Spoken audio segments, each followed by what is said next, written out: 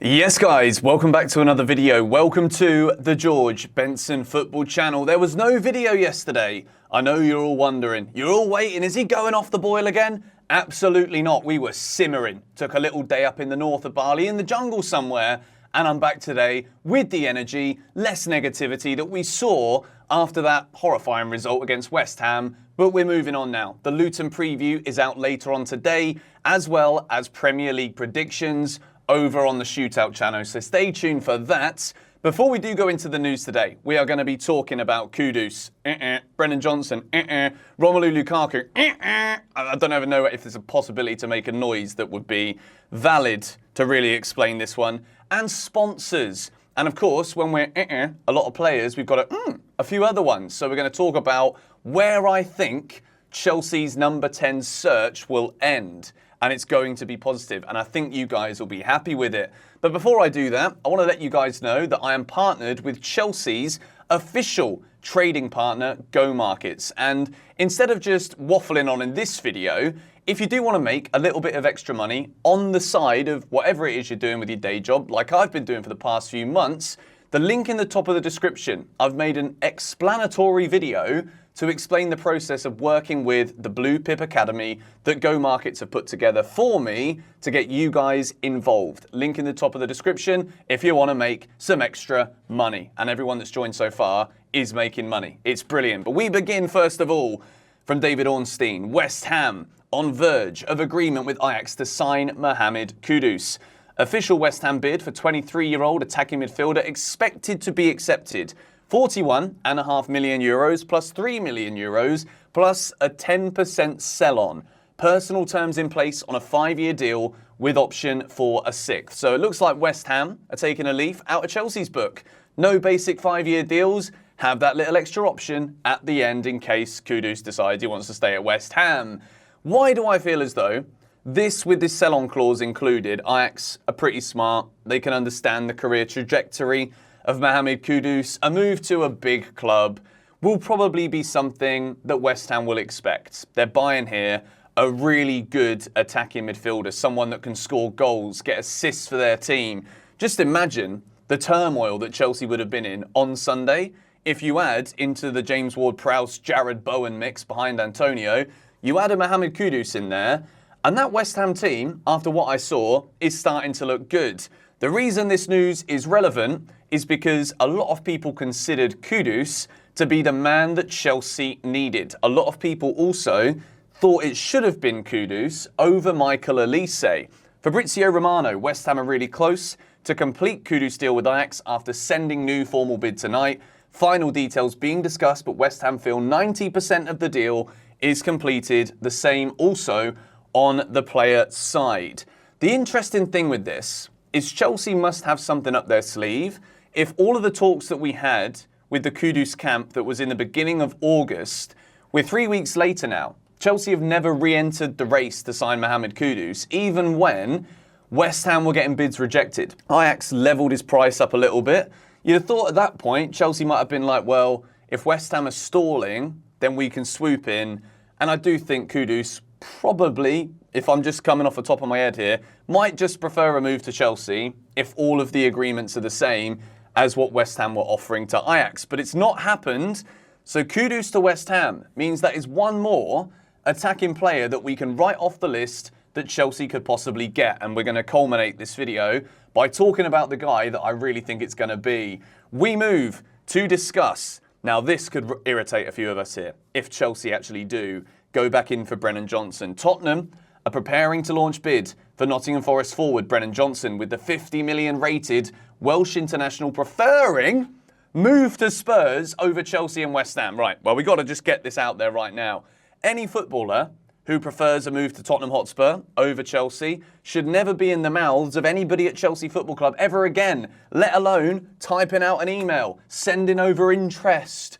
Nottingham Forest, what do you want for the guy? We don't want him. We absolutely don't want him. Anyone that wants to go to Spurs over Chelsea, maybe he sees that as an easier way into a starting 11, potentially. So for that reason, I get it. But in Chelsea's case now, £50 million for Brennan Johnson has always been too expensive. You add this little caveat into the mix, and all of a sudden, The dish does not taste nice at all, and you're overpaying for it. It's a 1-star review out of 5 in any restaurant, on Google Review, TripAdvisor, wherever you rate your restaurants. I'm not interested in this one whatsoever. Speaking of numbers around the 50 million, 40 million mark, we discuss now, let's go with the Chelsea sponsorship deal before we talk about more players that we're missing out on. Infinite Athlete provide Premier League with funding information as Chelsea wait on green light for 40 million a year sponsorship deal. As much as we all like the shirts without the sponsor on it, everyone is like, best Chelsea shirt in years.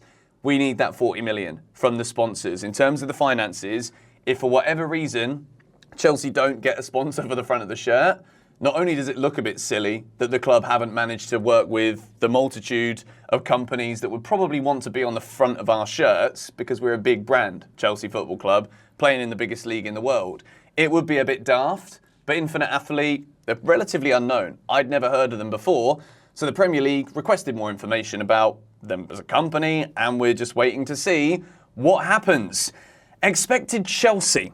They put out this tweet here that I actually really agree with, and this leads me to talk about the player that I think Chelsea will get in that attacking midfield area, and I'm buzzing for it. Bradley Barcola appears like a fantastic talent, but it is not wise to pursue him over Rayan Cherki, especially at similar price points. In terms of talent, production, underlying stats and everything else, Cherki is better. He's the sort of talent you build a side around. If you look at the way that Rayan Cherki has started this season for Lyon, you cannot not be impressed. Double negative. He has started this season on fire. The issues reportedly were that there is elements of his attitude that Chelsea aren't really fond of.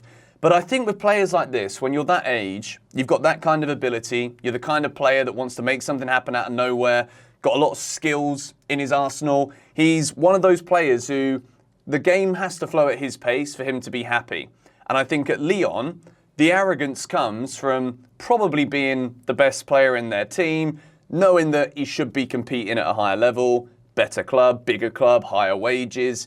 So I think you kind of get that arrogance there where, yes, he's contracted to Lyon, but as well as that, he also knows it is a stepping stone for a move. Whether that is this summer, January, next summer, the following summer, doesn't really matter. I think these kind of things with a manager like Mauricio Pochettino, who's very clear with what he expects, what he wants from players, and with the attacking issues that Chelsea have, I think we need someone like Rayan Cherki who we can build the side around. That's why I've included this tweet from Expected Chelsea, because I totally agree with absolutely everything that he's said.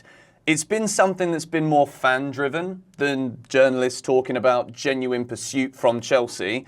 But as we've said throughout this video, the Barcola news, it's gone a bit quiet. Kudus is going to West Ham. Brennan Johnson probably wants to move to Tottenham. If they make a bid, he'll go there. West Ham also interested too. It starts to leave Chelsea relatively thin when it comes to options in the attacking midfield area. Another player that I really like is Pedro Goncalves from Sporting Lisbon. Think he's a great player. He's also 25 years old, I think, which makes him a bit older, bit more experience. I think that could be another option, but we've not heard anything about Chelsea's interest. Right, you saw it in the title, you've seen it in the thumbnail, but we're going to talk about this, okay? Because Mauricio Pochettino reportedly wants to have a chat with big Romelu Lukaku. Told Pochettino's position on Lukaku remains clear. He always said in public and private discussions that he doesn't want players in the squad who do not want to be at Chelsea. Good. Love that, Mauricio. They didn't receive different messages as of now, as they feel Lukaku only wants to leave.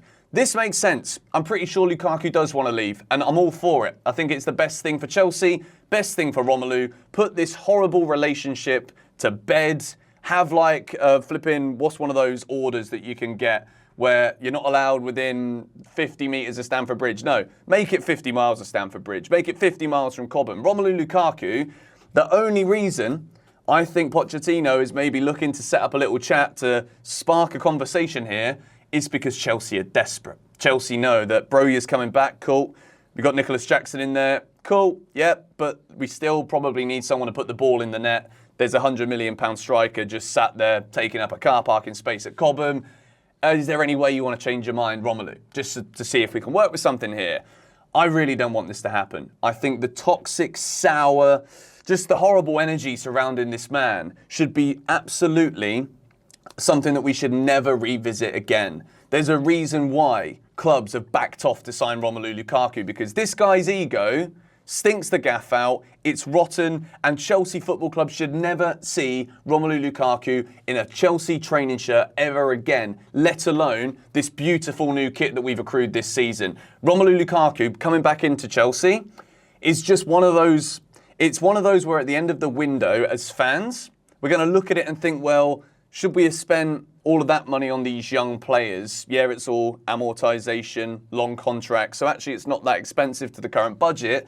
But Chelsea, at the end of this window, even if we bring in an attacking midfielder, which I'm sure we're going to, I'm 99.9% sure that someone comes in to an attacking area at this club. But if it is only one, I still think at the end of the window, we look at this squad, we look at the attackers that we've got, and we're like, well, the midfield's good, the defence is stacked, got two new goalkeepers in there, but the attack is still lacking goals, lacking creators.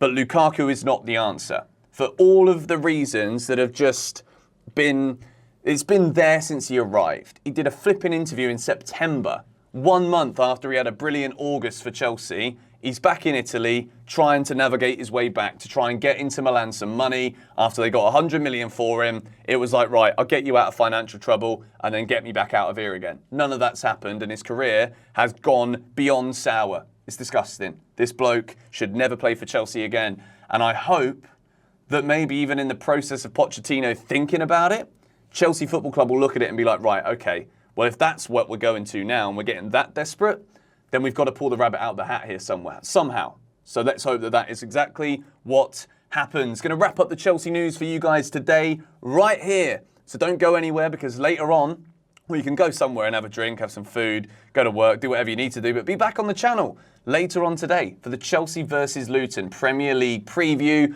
And then, of course, we'll be live for the game at 3 in the bloody morning. It's horrible. Tomorrow night, up the Chelsea. Come on, you Blues.